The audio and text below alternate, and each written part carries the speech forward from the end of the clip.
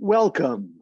I'm Dan Asia, professor at the University of Arizona in the Fred Fox School of Music, and you are here for the last of our 2020-21 Voice of Culture lecture series. A little bit about the series itself. This is a nonpartisan, broad-based academic forum that values diversity of thought and background, openness and insight, and depth of understanding. It sees itself as the agora of American life and discourse, sponsoring lecture series, conferences, performances, and interdisciplinary collaborations in order to countenance goodwill and engender unifying ideas of inclusion and togetherness. That last is something we certainly need in our time. So here we are. We've been listening to some music, first by Aaron Copland, if you joined us early on, then by me, pieces called Piano Sonata and then Piano Variations, played by the marvelous young pianist, Dan Linder. We're going to hear one more piece now for those of you who have signed on fairly recently. It's a short piece of mine. It is called No Time. So this is a somewhat meditative piece to get us ready to contemplate, to think. In fact, music can be lively and make us jump out of our chairs. It can also be music that takes us to deep sadness or a place of deep sadness. This doesn't do that. It takes us to a place of contemplation. It's about 5 minutes long. I like to let people know how long they're in for. It starts rather slowly. Why is it called No Time? Because it takes a fast jazz figure that goes dee da dee da dee da dee da dee da dee da, and it slows it way down, and it puts it into various permutations so you hear it in different versions.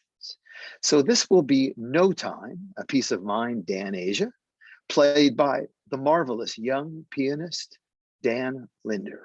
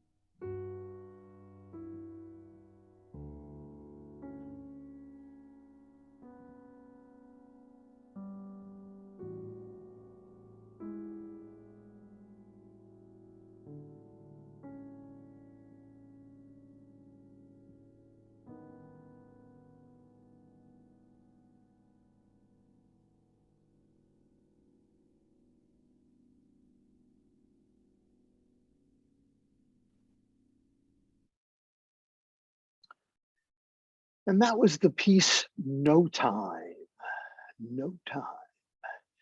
And now it's a pleasure for me to introduce our speaker of the day. Joseph Epstein is an American writer and the author of 31 books. His essays have been included in the annual editions of the Best American Short Stories. Mr. Epstein taught writing and literature for 30 years at Northwestern University.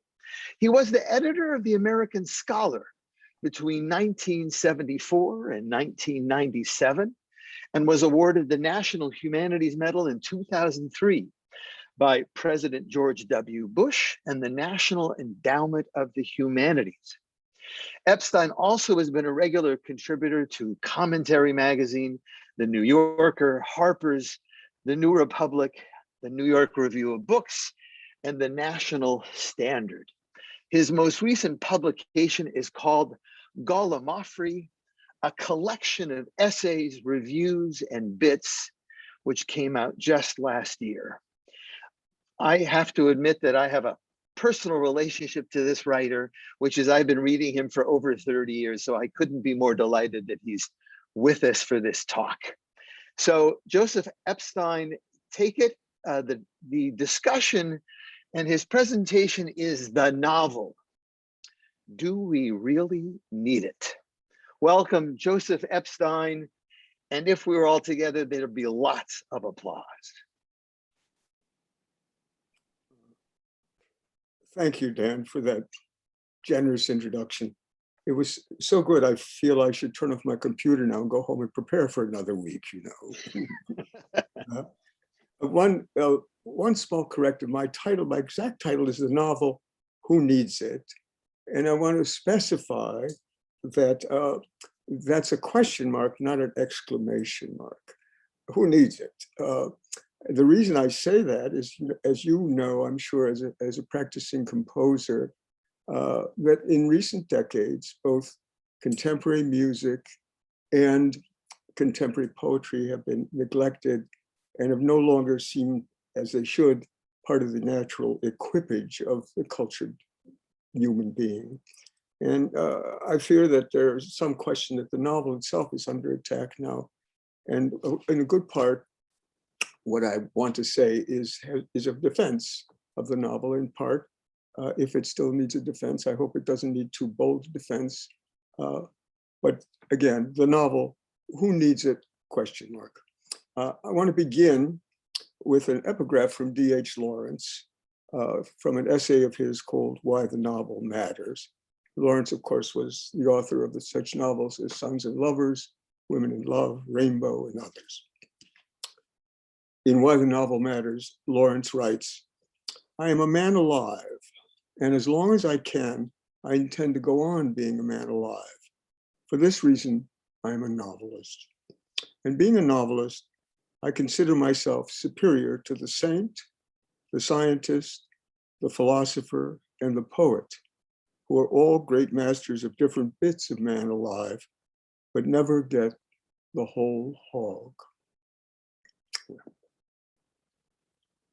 Many years ago, I had heard that the writer Irving Kristol, in his day a fount of good sense and sound advice, had advised young people never to go into a job interview carrying a novel. Kristol's reasoning was that carrying a novel might suggest one is a touch frivolous, a lightweight, unserious, if not fundamentally unsound. Strikes me this as sensible advice. This assumes, of course, that the person interviewing you is himself likely to be a bit, perhaps more than a bit, of a Philistine, one of those people who don't mind telling you they never read fiction, but add, to establish their own seriousness, only biographies and works on American history.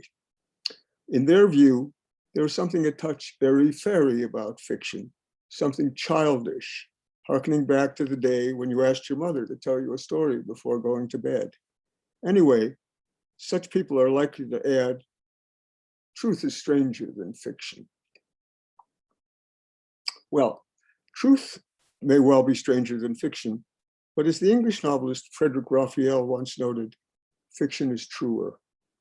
By truer, I believe Raphael means fiction, solid, serious, penetrating fiction, cuts deeper than such standard versions of truth-telling as those on offer in history, biography, social science, and philosophy. Grand claims these, yet I happen to believe them. So apparently did Bernard Malamud, in whose novel, The Assistant, the following bit of dialogue appears. Quote, he asked her what book she was reading. The Idiot, she replied. Do you know it? No, what's it about? It's a novel. I'd rather read the truth, he said. It is the truth, she replied.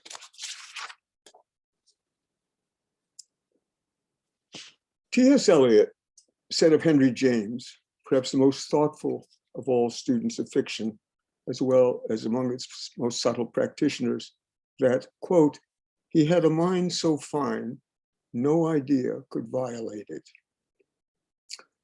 Eliot meant that James, in his novels and stories, operated above the realm of ideas.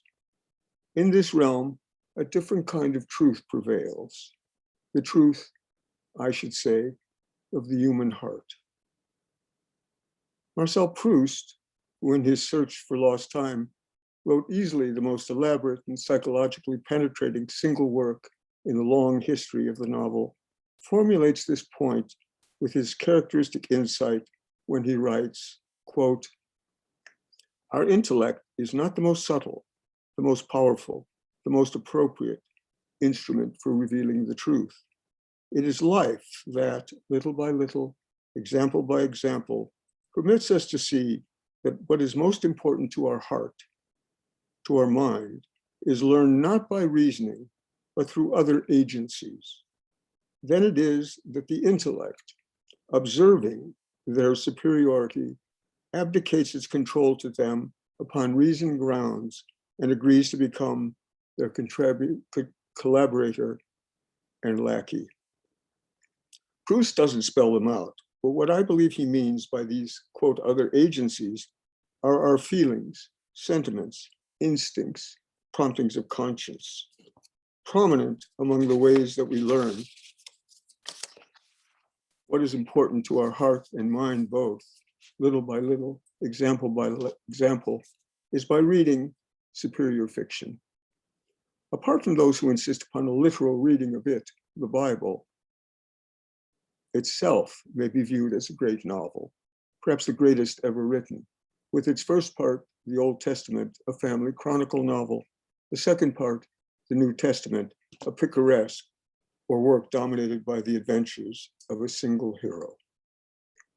Reading superior novels, novels by Cervantes, Jane Austen, Balzac, Tolstoy, Dickens, Dostoevsky, George Eliot, Stendhal, Henry James, Proust, Robert Musil, James Joyce, Willa Cather, and others, arouses the mind in a way that nothing else quite does.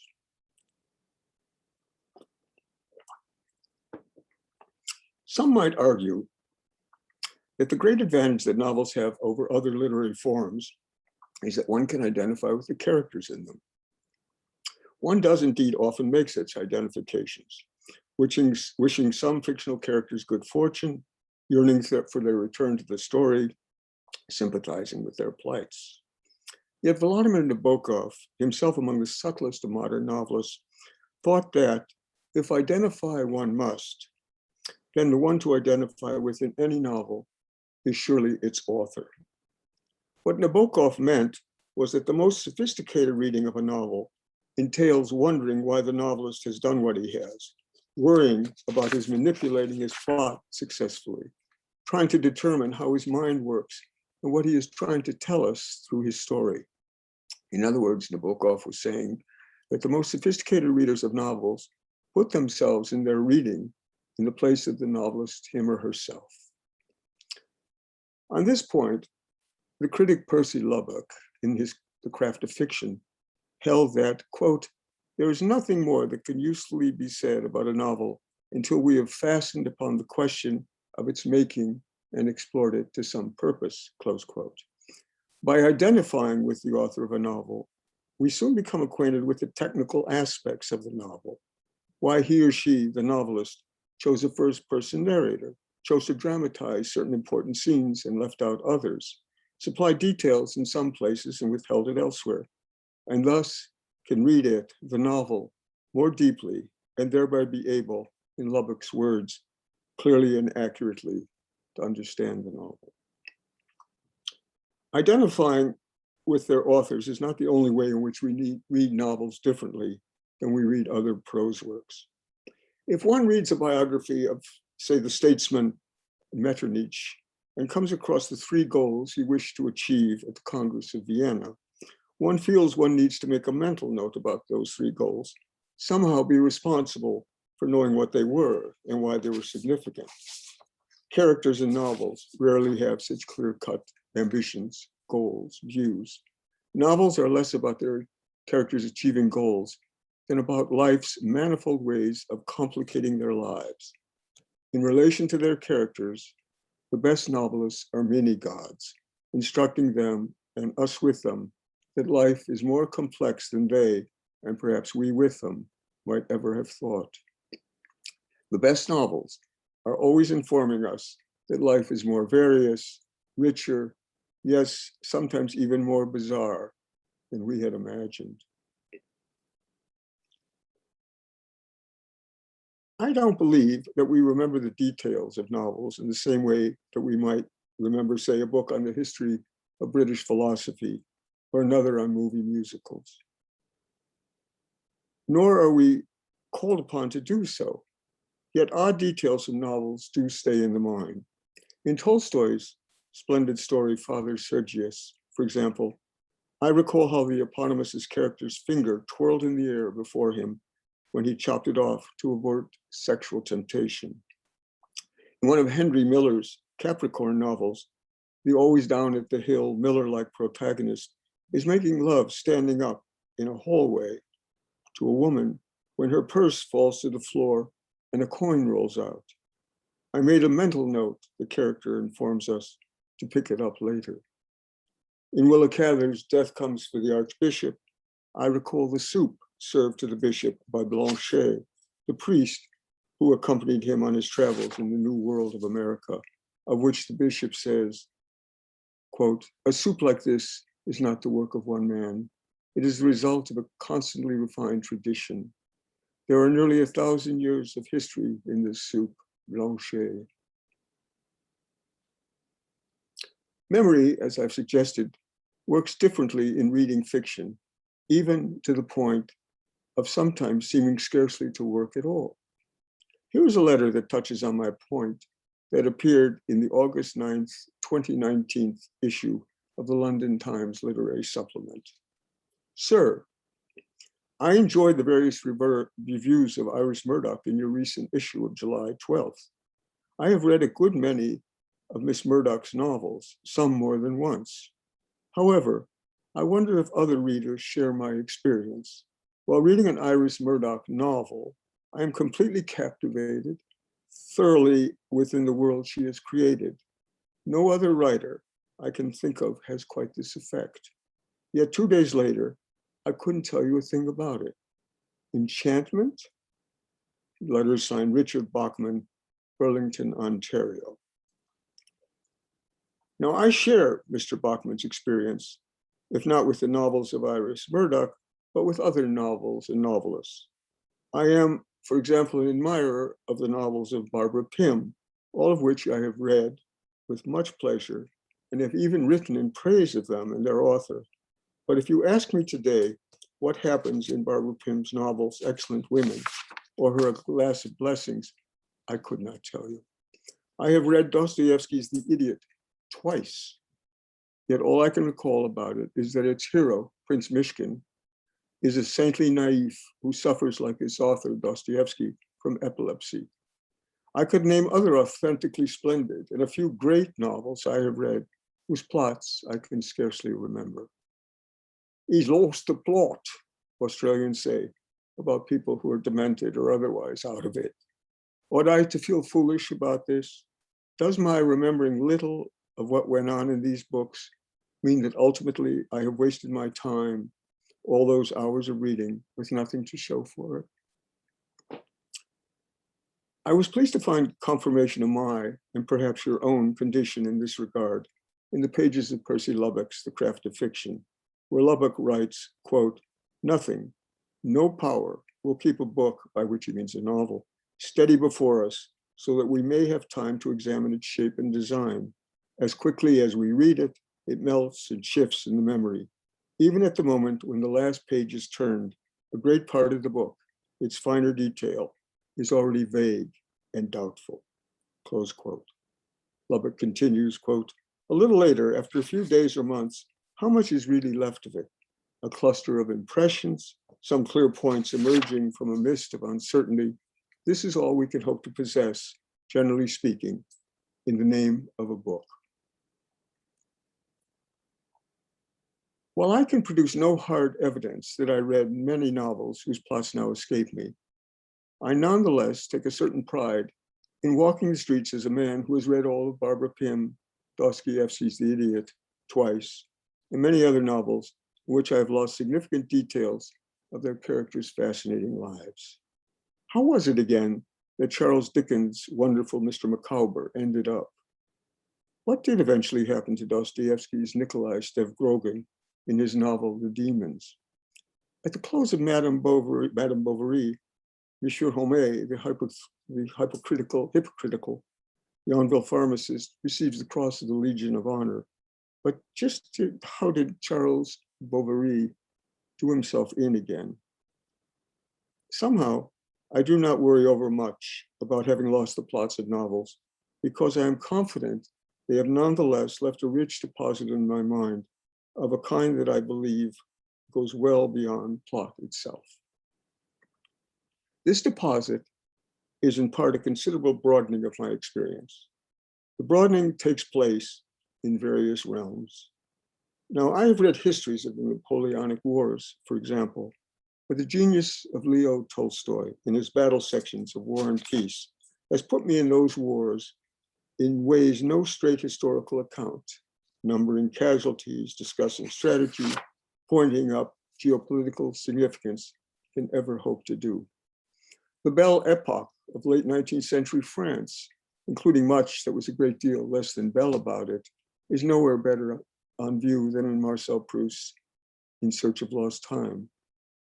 The peculiar feeling of displacement and yet dignity that accompanies the immigrant experience in America is on display nowhere more vividly than in the novels and stories of Willa Cather. Plot is what hooks one in a novel, engaging one's own emotions with the destiny of its characters. Without an interesting plot, most novels have little right to exist, though even not all the great novelists were adept at plotting. Dickens, for one, was not, nor Flaubert for another. The French critic Gérard de Nerval claimed that there existed only 24 different plots. Goethe pushed the number up to 36. The ability to tell a story is but one aspect of the novelist's art, one part of his mission. In his essay, The Art of Fiction, Henry James compared the work of the novelist to that of the painter. Both, he contended, set out to capture life.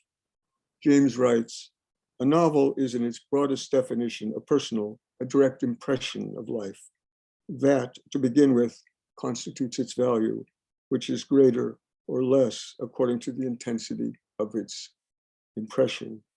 James then adds, "A novel is a living thing, all one and continuous like any other organism. In proportion as it lives, will it be found, I think, that in each of its parts there is something of each of the other parts," close quote. Henry James is especially good on the wide domain of the novel, whose province is all of experience, though he himself, in his own fiction, has been accused of concentrating on too narrow a slice of human life, restricting the content of so much of his fiction to well-born, highly sentient men and women, and, in what Maisie knew, a highly precocious child. James was also oddly blind to the great 19th century Russian novels, which, given their lessened interest in form, he called baggy monsters. A novel can touch on the wildest adventures, but also dwell on the most private personal psychology, often within the same book. A novel can incorporate history, touch on philosophy, confront morality. Critics speak of the novels of ideas, novels of character, novels of psychology, adventure novels, historical novels. The novel can be all of these things, but it is above all a book of life. For those of us who love it, the novel is the literary form of forms. Educated by Novels is the title of an essay I wrote in 1989 that attempted to make the case for reading novels. Excuse me. By setting out the importance of novels in my own education. As a student, I realized I had no talent for science. Foreign languages did not come easily to me. The study of economics turned my eyeballs to isinglass. In literature, I adored much poetry, but felt I could not draw breath for long on its high plateau. The drama, allowing for the magnificence of Euripides and Aeschylus, Shakespeare and Moliere, was for me a form that always felt a touch artificial. But the novel from the very beginning, when as a boy I first read Hans Brinker and the Silver Skates and Black Beauty and the sports novels of John Artunis, the novel lit my fire and continues to light it today. If bookish knowledge was to have any value, and I never doubted that it did, the most valuable of all such knowledge for me was to be found in novels. Many of the most interesting minds of the modern age, though not themselves literary men, have taken much pleasure, and is not going too far to say, intellectual sustenance from novels. The economist John Maynard Keynes, the philosopher Jose Ortega y Gasset, the political scientist Michael Oakeshott, the sociologist Edward Shills, the anthropologist Clifford Geertz, were all devoted readers of novels. In 1930, Justice Oliver Wendell Holmes Jr. wrote to Harold Lasky that he had just read, quote, what seems to me a really great novel, My Antonia by Willa Cather, turning the life of early settlers on the prairie in our time, so hard, so squalid, into a noble poem. I do like an author, Holmes went on, who doesn't have to go to London or Paris or Vienna to find his genius, but realizes that any part of the universe can be seen poetically and takes what he finds at hand and makes it blossom. I believe what such impressive intellectual figures found in novels was a respect for the complexity of experience unavailable anywhere else, including in their own fields of specialization. Concepts have their value, but they tend to explain more than they can justify. From Marx's class struggle to Max Weber's linking of the rise of capitalism to the rise of Protestantism, to Sigmund Freud's Oedipus complex, conceptual thinking tends invariably to be overambitious, leaving out crucial aspects of human experience and thereby inevitably simplifying. Create a concept, Ortega wrote, and reality leaves the room. Well-made novels, shunning the conceptual, invite reality back into the room. The novel, wrote Isaac Bashevis Singer, must describe events, not analyze ideas. Its topic is the individual, not the masses.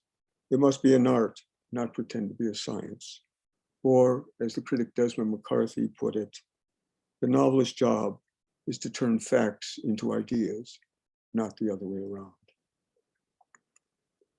The word novel itself suggests that the true subject of the form is what is new, or as is sometimes said, the novel brings the news.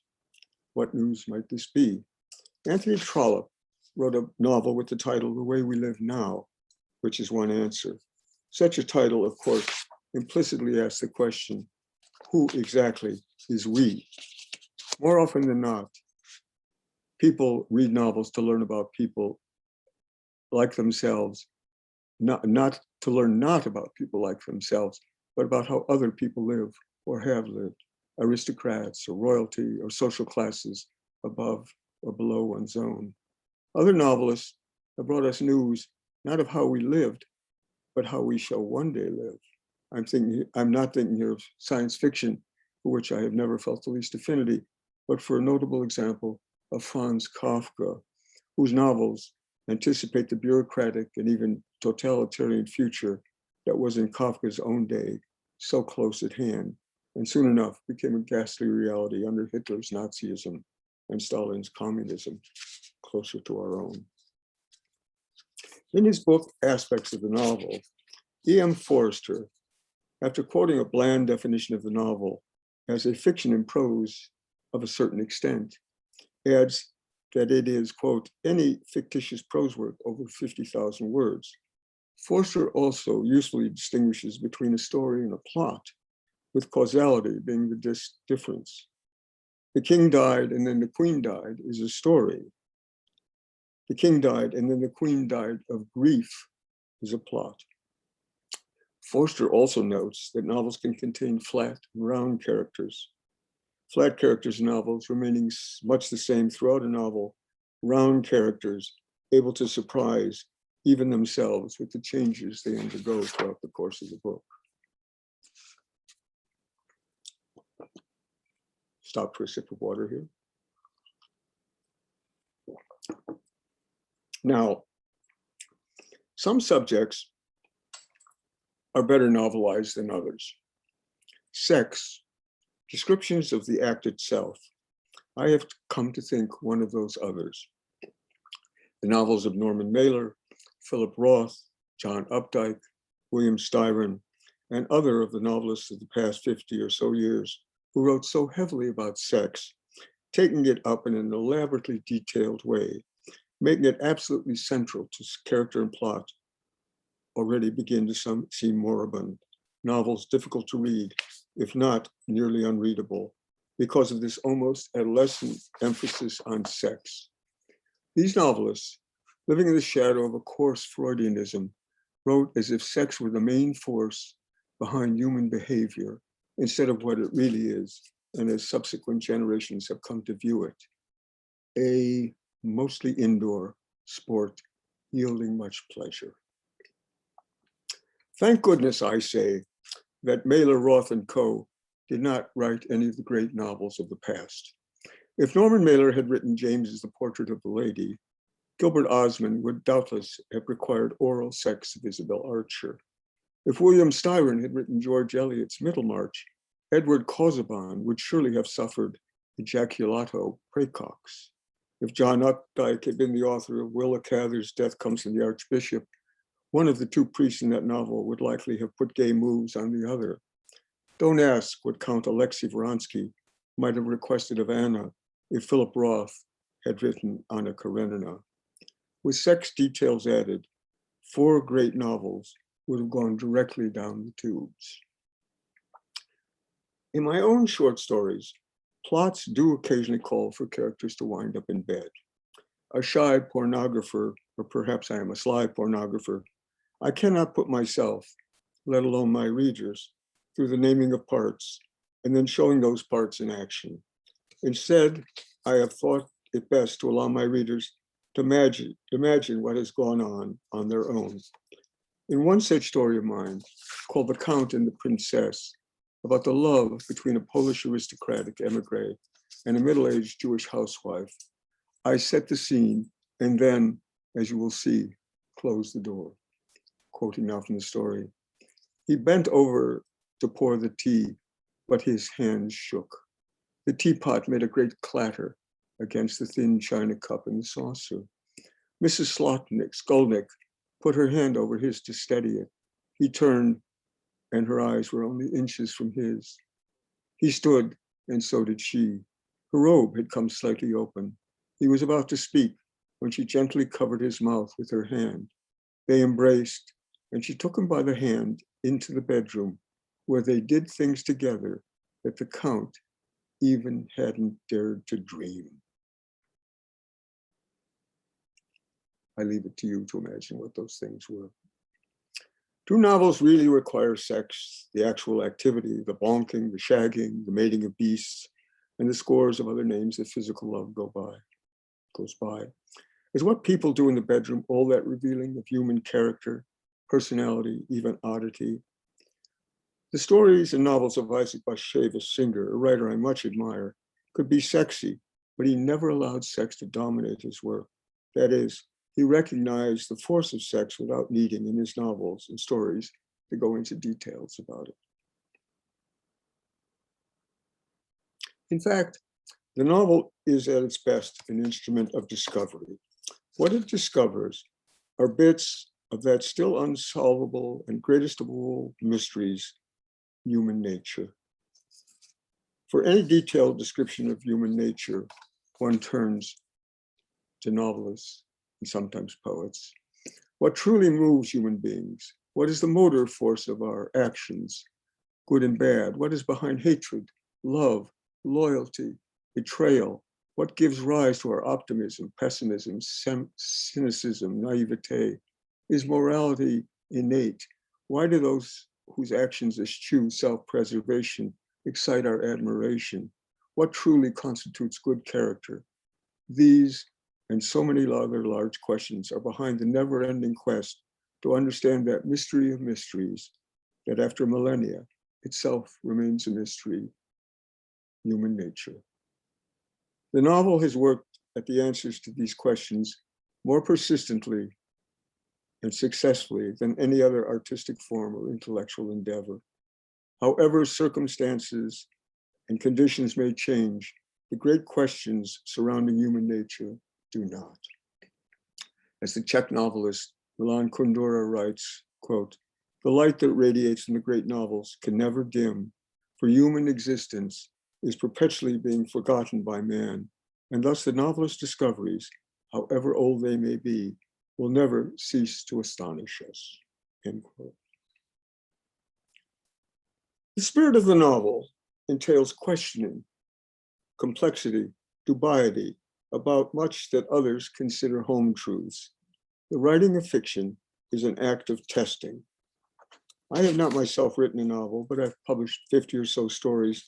And in the writing of these stories, I have found myself regularly testing my own beliefs. And in the creation of fictional characters, sometimes finding them wanting and needing to change them. These beliefs, though they seem sensible at the time enough, I often find in writing fiction do not account sufficiently for the often paradoxical, not to say irrational, behavior of human beings, both inside novels and stories and outside. Given, and no small given it is, a novelist's ability to make his characters come alive, he must then direct their action in his novel. In making choices for them, he must take into consideration the vast realm of possibilities consistent with human nature as he understands it. If his characters make only rational, only sensible, chiefly conventional choices, he will likely have written an immensely dull book. Neither logic nor good sense will neither guide his character's behavior. Instead, more likely, the congeries of misapprehensions, mistaken motives, misreadings of the character of others, and more in the same human, all too human line that, taken together, go by the name of reality, must be taken into account in a novel and duly described. The novelist must also attend to the strange, always strong hand that fate plays upon human character. In the realm of fate are such determinative aspects of life as the parents to whom these characters were born, the country and city in time in which they live, the aptitudes and skills they possess, and so much more. Fate, in literature as in life, is often the greatest and not seldom the trickiest of plot makers. The reason we need the novel, and fiction generally, then, is that in the hands of its superior practitioners, it not merely rises above all forms of intellectual endeavor, but is a valuable corrective to many of them. Science describes the universe to us. Philosophy attempts to set out and clarify what it takes to be the great issues and questions. Theology, to understand the intentions of God. Psychology, to explain the reasons behind our actions. sociology to delineate our social behavior, economics to demonstrate how our markets work. But none of these fields takes for its human subject, human behavior in its entirety. None is as consistently devoted to the discovery of our nature as human beings as is the novel. In its scrupulous depiction of human experience, the novel also offers the crucial service of setting to rights the too often mistaken ideas of science, philosophy, theology, psychology, sociology, and economics. Among its other functions, the novel serves as a bulwark against the vast number of half-baked, nutty, often truly damaging ideas set aloft, especially, I would add, in the current day's intellectual atmosphere. The world just now happens to be aflood with such ideas. They come from the right and from the left, from psychology and from social science, from our television pundits and from the media generally. So the answer to the question posed by my title is yes, no doubt about it. We need the novel today, perhaps more than ever before. Thank you for your attention.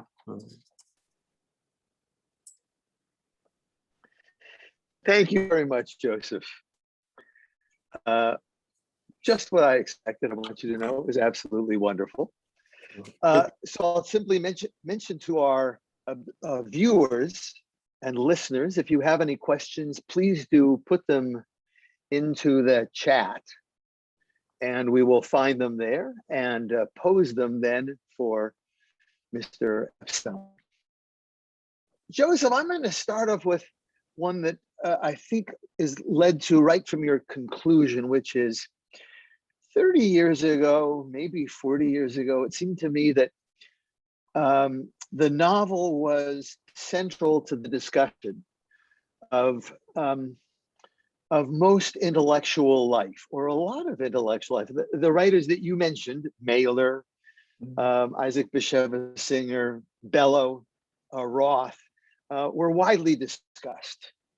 I remember reading Roth as a teenager. In other words, we were expected as teenagers even to learn this. So how do you think we can get this back to our social life, if you will? How can it become again, if not central in the way that it was, how can it at least be a major player in the intellectual life of American culture? Dan, I don't have a direct answer to that question, but I would like to say I agree with you, with your description of the falling off of prestige in the novel. I remember a time when one awaited the next Bellow, one awaited the next, John Cheever, and there are not many writers today that one awaits these books with anything like the same excitement. I remember working in New York with someone who said of Bernard Malamud's New Life, a novel called The New Life, if anyone I know doesn't like this novel, I don't want to be his friend. That's how passionate people were about novels. And it's slid away. I've thought a good bit about why why this excitement, prestige of the form has slid away. And I think I would mention two things and possibly a third. The first is possibly that most mixed of all mixed blessings, the internet. The internet in its way has, if one rides subways, sits in airports, one no longer sees people reading novels. Not always great novels, but even standard novels of the kind one used to see in airports. They're instead tapping away on phones, and novels don't have that. You don't take your novel with you to the bank in case there's a long line in the way one did before. I also think, and this is in a more serious realm, that reading on the internet sort of disprepares you for reading serious literature. I don't know if you have the same reaction I do, but I am not generally a skimmer of anything, usually. When I go on the internet, if I'm confronted with say a piece of 40 paragraphs, by paragraph 19, my hand is a tremble. wanting to scroll down and say, what's the bottom line? I think the reason is one goes to the internet for information in a funny way, not usually for knowledge or wisdom. I think a distinction can be made among those three things. I also think that on the internet, one doesn't sense style in quite the same way that one does on the page. So in thinking about this, the more I think about, the more I think that the battle of the future will not be a cultural war of right and left or traditional or conservative and radical, but is more likely to be pixels versus print. I think that the print must be sustained for the kind of repose that reading great novels requires. Another reason, I think, and this is more complicated, as if the first wasn't complicated enough, but another reason is I think that something has happened to the general culture. And for me, it can be encapsulated in the title of a book by the social scientist Philip Reith, The Triumph of the Therapeutic. I don't know if you know that book. It's a crucial book.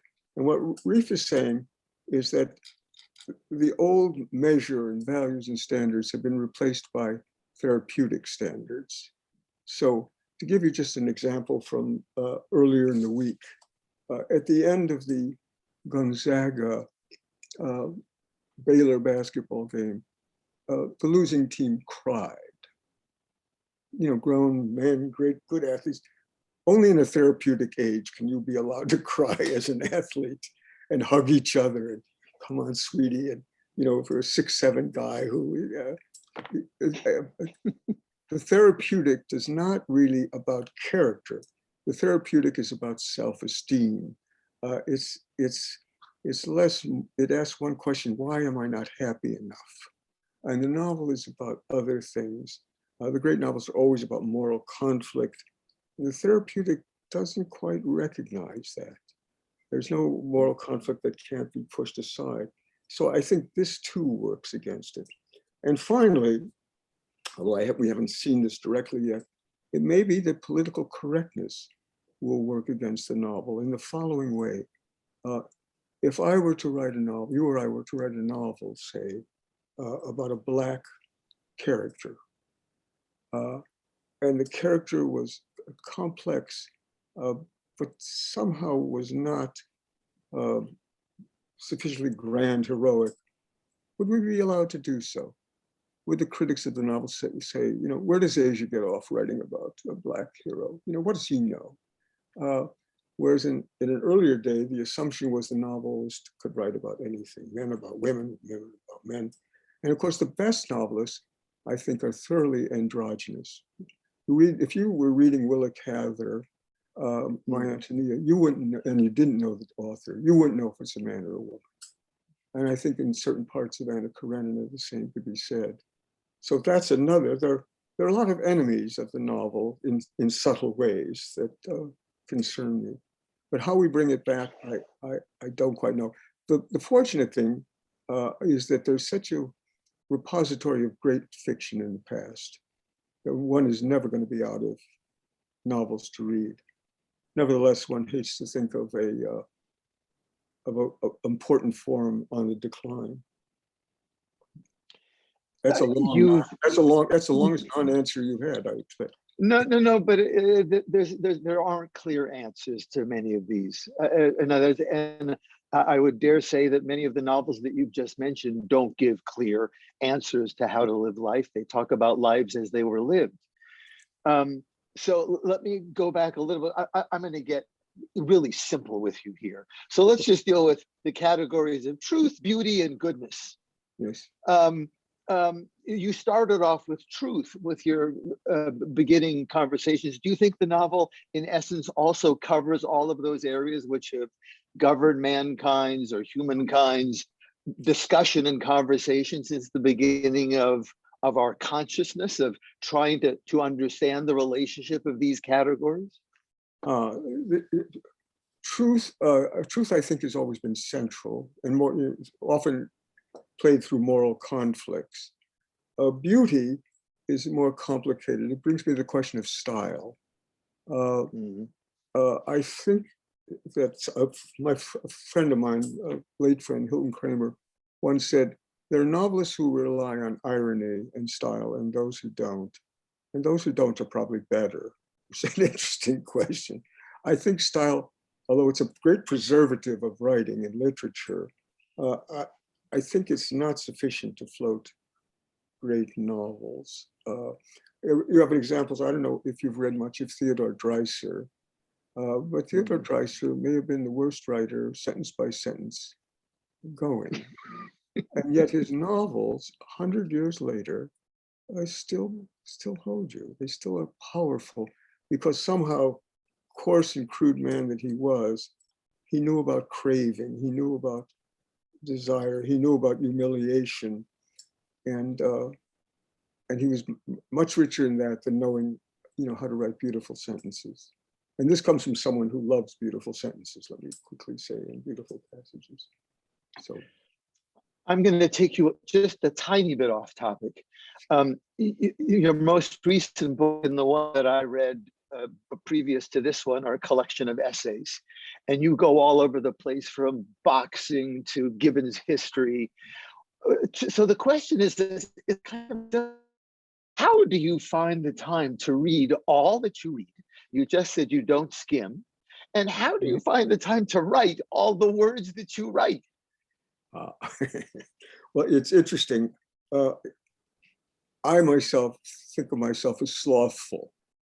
Of course, that I should be doing more. I should be. I somehow I'm very fortunate. I have a wife who allows me to wander off and read for hours at a time and sit at my machine. And the other well. What is there? There was a question I'm thinking of. Stephen Potter was once asked by, do you know the Stephen Potter books, One-Upsmanship, Gamesmanship, etc. The English writer. I don't. Anyhow, he's an amusing man. He invented the term one-upsmanship. And someone in a lecture of his I once attended, someone said, why would you write such strange books, Mr. Potter? You're a Coleridge scholar. You have other things to do. Why would you do this? And he, after great sort of harumphing, that English phlegm throwing up, out of work, It's the only work I have. And writing gives me great pleasure. I've come to the stage where, and not that I'm ever satisfied with what I write, but it's a great pleasure for me.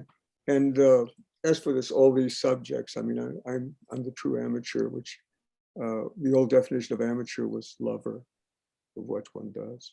So I've had a very lucky run. I'm looking for wood to knock on even as we speak. But I really have. And thanks for the compliment implicit in the question, by the way. Oh, my pleasure. I simply love reading your work, and I encourage anybody who is here with us to open any book of yours, go back to any short story, and your writing is exceptionally clear, good, and motivating. So we have a problem in our time that Dostoevsky didn't have, or it's not a problem. We have another medium to deal with, and that's the medium of film.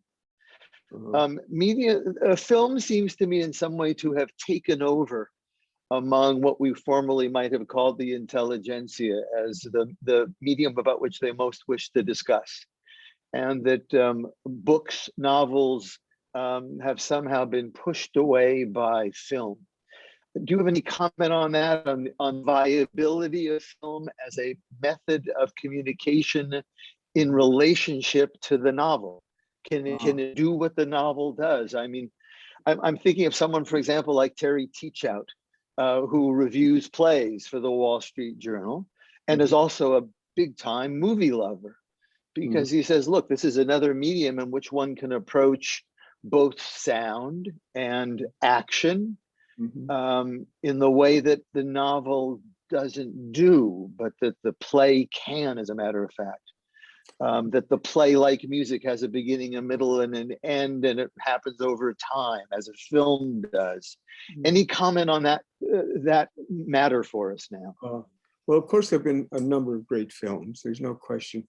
In fact, just about 2 weeks ago, I saw the movie called Remains of the Day. Do you know that that movie?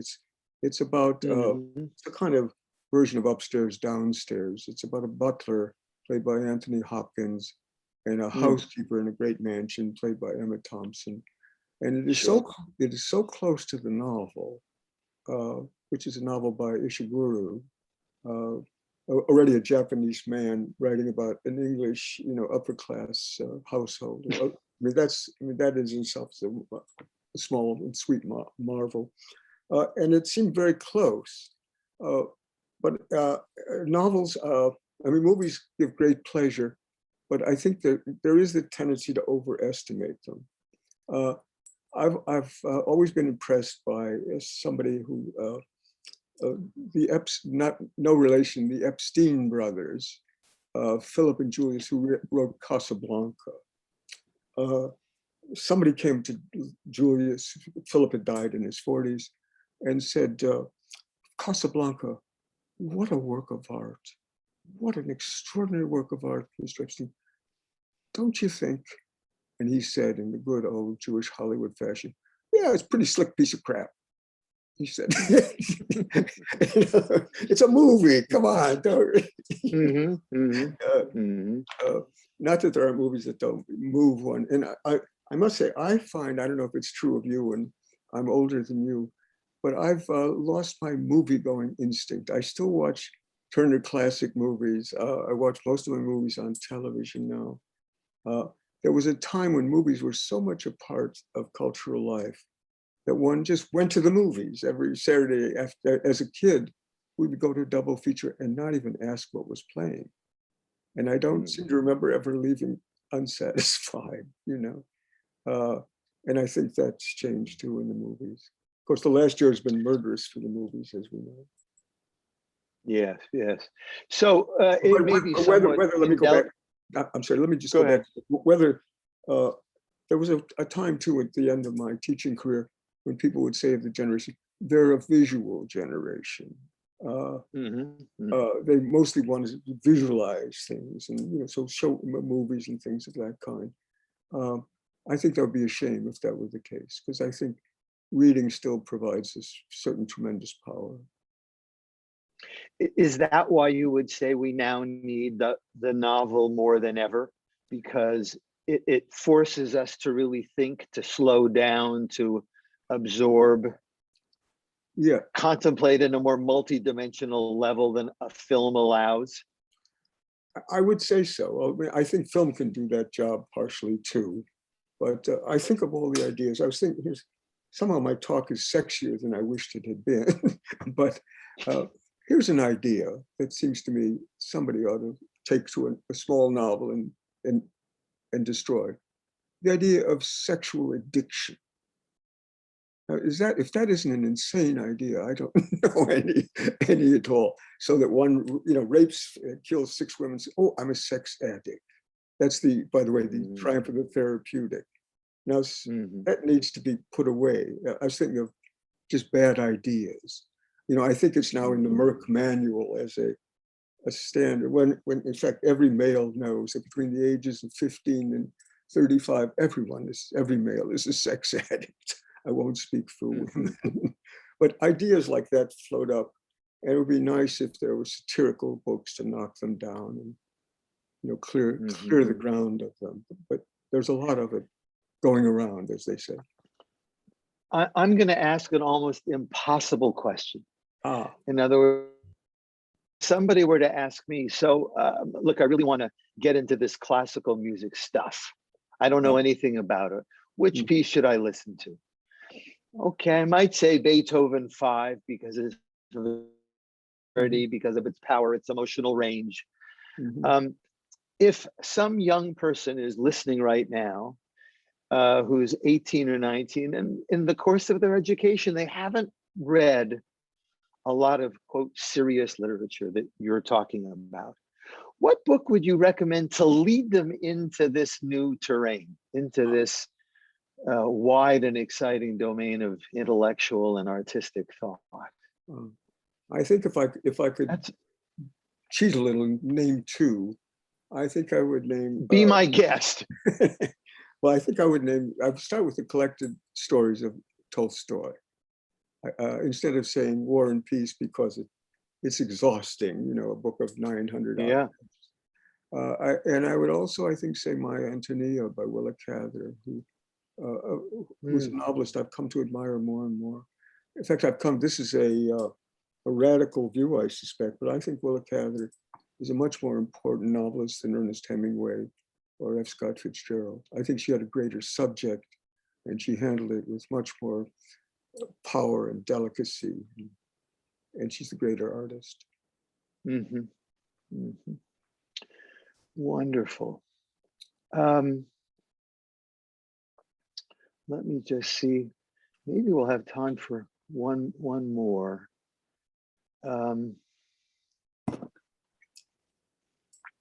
So we are living in rather complicated times, as I know I don't have to tell you. So in many respects, the novel has actually been politicized. In some respects, not just individual novels, but perhaps the whole genre itself in some respects, as you just mentioned. In other words, I, as a composer, have written an opera, for example, that has roles for Blacks, for gays, for Latinos, etc. A colleague of mine wrote an opera. She was asked to write an opera that presented mostly themes about Black lives that could feature Black singers. She did, and then 2 or 3 years later, when they wanted to revive the opera, it was said by a number of people that we shouldn't do it because she, of course, is not Black herself. So how do you think we should be dealing with this kind of politicization? Do you think it will just pass? That's my hope, because I certainly agree with you that the imaginative soul needs to be able to essentially put him or herself into the place of many different kinds of people. You can't be restricted. And that so how do you see that issue in regards to the novel itself? Well, as I mentioned, I would hope that this will play out. My view, I lived in the South during the Civil Rights Movement. And I'd like to say I was in the Civil Rights Movement. I was not, but I was an anti-poverty program director in the middle of the early 60s. And I had lots to do with SNCC and the civil rights workers, many of whom I admired immensely, not least because they were physically so courageous. I mean, they went into jails and took beatings, and I was immensely impressed by that. But I think a terrible moment happened sometime around that period when a figure mostly forgotten now named Stokely Carmichael, who was one of the young protesters on the line, said, we don't need integration in our society. We need Black power. And I think life went off the rails, sadly. I mean, I still think integration in every realm with every minority is still what we want and what we need. Otherwise, we have all this competing minorities. And the other thing is, there's some, people fighting for victimhood. And the victims, as we now know, are angry victims. They're ticked to the max. And it makes life hard for the country generally. It's a great sadness. Do you think a novel can deal? Do you think a novel can deal with this sort of times? It would be lovely. I suppose it did. Yeah, I was going to say the only person I could think, obviously, seems what I'm saying might even in itself seem racist. The only person in recent years who I think might have written it is long dead Ralph Ellison, himself a Black man, who insisted on the validity of Negro, as he called it, experience in that day. And but it'd be wonderful to have, but it would take a very large talent to do it, I think. It would mean taking on a whole society. But it's a novel I would run out and buy. Well, with that, Joseph Epstein, I think we'll stop. And I thank you so much. We're going to close with a little piece of mine called Rag Flexions, which, as it sounds, takes its beginning point from looking at the nature of rags. I hope nobody considers it appropriation. It's meant in the best sense of taking a style and seeing what you can do with it, which composers have been doing since time immemorial. Bach wrote in the Italian style and the German style and the French style. So here's a piece called Flexions, and we'll enjoy it. And Joseph, if you want to stay on the line, we'll catch up at the very end. If anybody needs to leave right now, you're welcome to go. But if you want 5 more minutes of some exciting music, have a listen.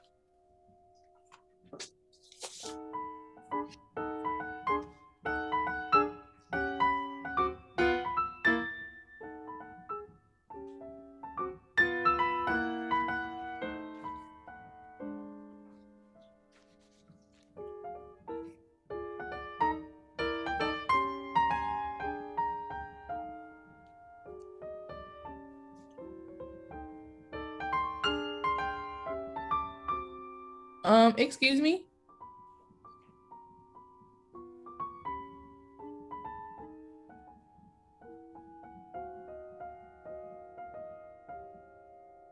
Excuse me?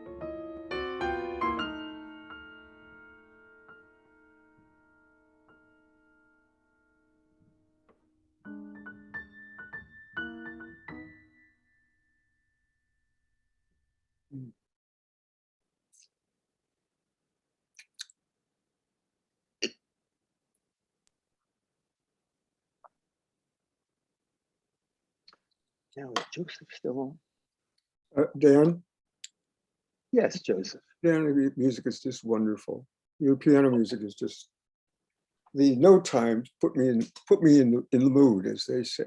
Use Well, a I'm Duke Ellington phrase. It's really great. And I've got, I'm going to play the CD some more. beautiful. Well, thank you so much for the compliment. It's appreciated. Yeah, it's It's true. appreciated. Now, look, it's kind of fun if you have just 10 more minutes just to talk a little bit. You know, I have to run, alas. Is there some other way we could? You do? Oh, okay. I have to run because it's 8 o'clock, and I have to have Got dinner. it. I have to save my marriage. I think I do understand that. I do understand that. So at another time, it'll be fun to talk a little bit about somebody that I think you know very well, and that's